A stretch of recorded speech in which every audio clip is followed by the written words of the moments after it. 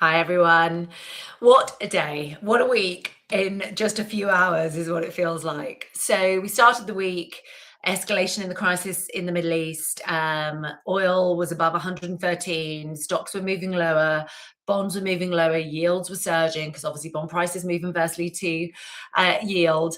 And guess what? That's all been turned around based on one tweet from the president and a few comments to Fox Business as well. He has set in motion a de-escalation of the crisis. He said that there were good talks over the weekend with Iran, and that he would pause any bombing for 5 days. Essentially, the president has bought himself all of this week some time, and obviously the weekend as well, from a financial market perspective. So we are in a very interesting position. Now, we have had the Iranians come back and say, actually, we haven't been involved in any talks, but there hasn't been a massive pushback from Iran. And so far, it looks like just in the early hours of this of this exchange, that is absolutely true, and that we're not seeing any and that we haven't actually seen any bombs so far. So all looks quite good for risk sentiment. We're going to dive straight into our charts. As you can see, if you look closely, you will see the oil price. This is WTI oil. It's just 1 day chart. Sorry, this is a long-term chart. Apologies, a really, really long-term chart, just to give you some perspective about the size of the move, the scale of the move, and also the scale of the move lower as well. So as you can see here, we shot up. We were obviously just 2 weeks ago at $120 a barrel. Since then, we've come back down now to around about 100. We've seen a really, really sharp drop of over 10% so far today. If I just look on a more shorter term scale, sorry, it's not quite picking it up. But as you can see in the past year, we've seen the larger the candle essentially means the bigger the reversal. So a nice red long candle there. One of the biggest since we saw that 8th of March rally in the oil price when it got to really, really elevated. We've seen that kind of reverse part of that move. Now, as you can see, we are not returning back to those 60 to 70 range that we were in earlier this year. Even if this ceasefire holds, we expect it to continue to be a premium. And I should say that this is the Brent crude oil, by the way, and it's a CFD, not WTI. So this is when I'm talking about the prices, I'm talking about Brent. The one thing that we would point out, of course, is that it is unlikely, we think, that we will return to that 60 to 70 range. We think actually we'll probably, if the continuation of good news and signs of de-escalation continue, we could get down to 90, 85, 90, but there will still be a premium for a few weeks yet. And the reason why is because a lot of energy assets were hit last week across the Gulf. That's going to take time to come back on board. So that's just kind of worth pointing out there. Now, something else I want to show you, let's move swiftly on, the gold price as well. Again, this is gold. This is a daily chart for gold. So gold had been falling really, really sharply, all the way down to just below 4,200. It then rallied, and it's gone up $300 on this news as well. Remember, gold was selling off, and the reason why gold was selling off, some people were a bit shocked about that, particularly at the end of last week. Gold sold off really, really sharply. So if we think this time last week, we lost the 5,000 handle. At one point today, it looked like maybe we would lose the 4,000 handle. These are crazy times, right, for financial markets. And now, of course, we're back to that 4,500 level. So if you are trading, whatever you're doing, let the gods be with you, because it is a wild day. You don't often see these kind of swings, and that is worth noting. But some people did wonder, why wasn't gold acting as a safe haven when in the worst of the crisis? And I would say that there were 3 reasons for that. Number one, gold is priced in dollars. The dollar was elevated. That means you need less gold, less dollars to buy gold. That's a natural, that puts natural downward pressure on the price. Number 2, whilst gold is an inflation hedge, it's only an inflation hedge when central banks aren't pointing to higher interest rates down the line. Now, last week, we heard from pretty much all the major central banks in the world, or 2/3 of them, and they all sounded more hawkish, that they were worried about inflation. That naturally eroded demand for for gold. It put a lot of downward pressure on bonds. So those yields spiked, 50 basis point move in the 2-year UK yield. That is really unheard of, but people love yield.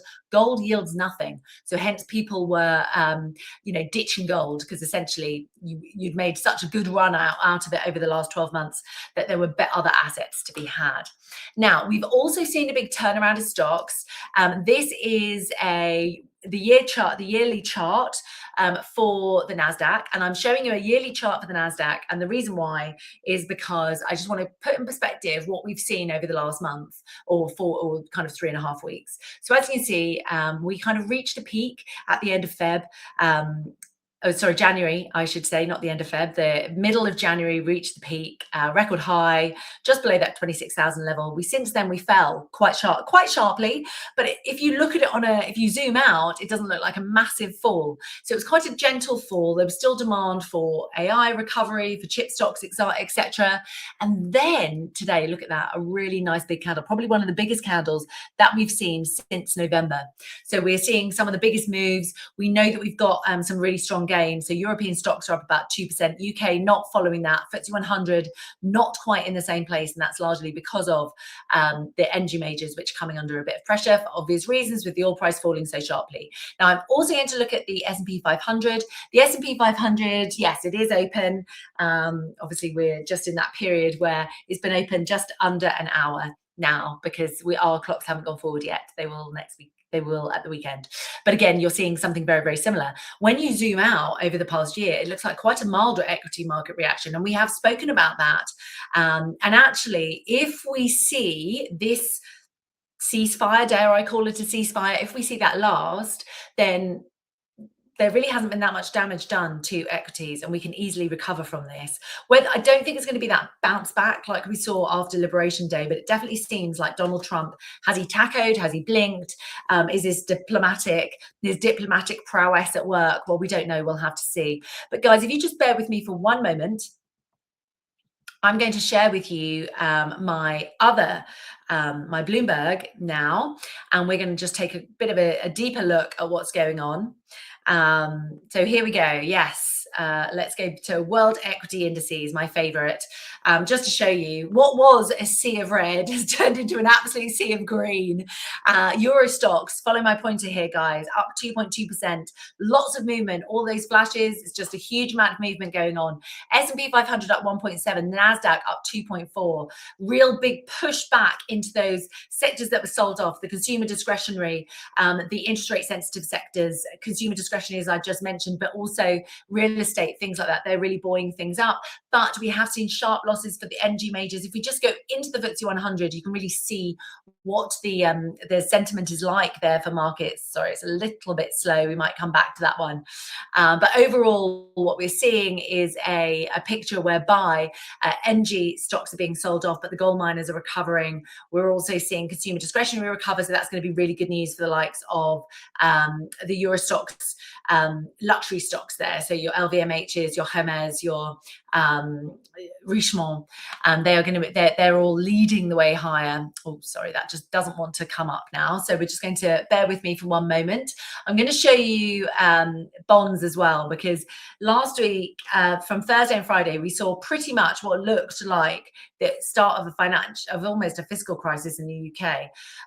Oh, here we go. Right, we're into the FTSE 100. Oh, we're not. So the FTSE 100 is gone again, but we're in bond markets. So bond yields, look at that. Oh my goodness, 2-year yields are down 22 basis points. Wow. So I think we are seeing the big recovery. They're still up. If I just move to they're still up about 80 basis points on the month. But you don't see moves like this. What we've seen in the last 3 days, you don't often see moves like this, right? I'll just show you. Yes, so we're still up 78 basis points for the duration of this crisis, but we are down 22 basis points today. What we're seeing is just a bit of a recalibration of everything that's been going on.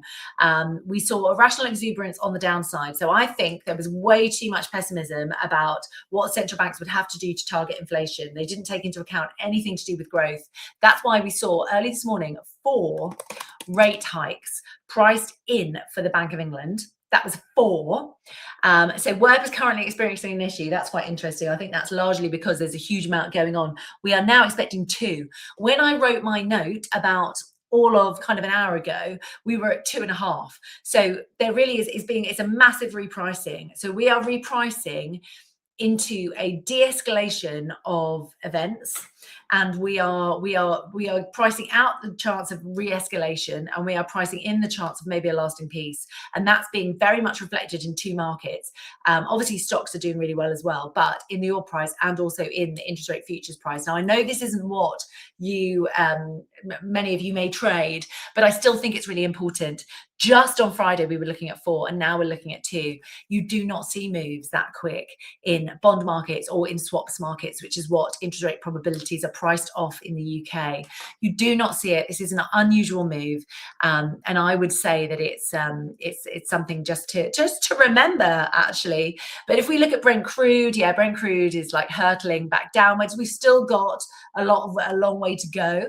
The gold price as well, as you can see, the gold price has turned up a little bit there, so we will keep monitoring that.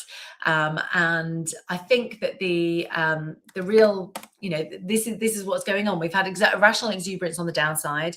We're now seeing a strong reaction to the comments from Donald Trump and the prospect of this war ending, coming to a conclusion. He's finding his off ramp. I do hate the term off ramp, but I think that sounds it's pretty relevant for today. Whether or not that continues will depend on a few things. Will the positivity continue? Will it actually de-escalate over the next 5 days? That's the key thing. And the reason why is because if there are any more missiles or drones, either in Iran or from Iran across the Gulf region, then we could see a real souring of sentiment very, very quickly. So we're a very fluid market, very headline driven, and that is something to watch out for here. I do think that, everybody needs to just be aware that we are reacting on news headlines here. It's not easy to trade these markets. You need to make sure your stops are there. We are definitely seeing this kind of continual recovery, 2% moves in stocks. That is good, but it's not, we're not fully erasing all of the losses that we've seen. But again, as you can see on the right-hand side here, we've got near 9% loss on a currency adjusted basis for the Euro stocks, 6.8% loss for the FTSE 100. That's including today's move. So we could see a bit more recovery in play there. There is space for more recovery. Likewise for the gold price as well. If we look, at the start of this conflict, the end of February, we were at 5,300. So we're currently trading just below $4,500 per ounce. So there is room for recovery. Likewise with bonds as well. As I mentioned, yes, it's a fantastic move today. Fantastic recovery led by the UK, which suggests that it's all about this energy crisis here. But we've still got quite a lot of room for more improvement. So investors are taking it one step at a time. Even though these look like really big moves, we obviously do need to hear more positive news flow for it to continue tomorrow, and then on Wednesday, and then for the rest of the week. Of course, it's only a 5-day ceasefire. So if any side kind of get in the way of that, or if Iran was to target some more ships or something, that would be a bit of a problem, and we could see the positivity erode from the markets. Likewise, if the Strait of Hormuz is still closed, we need to see more global supply of oil, more ships flowing through that strait. Otherwise, it's going to be a bit problematic. But I thought I would share with you this massive change of sentiment. What a different Monday it feels like compared to the one that we thought we were entering into earlier today. But yes, for those of you with mortgages coming up for renewal, you might be feeling a little bit more confident today. Okay, everyone, thanks so much.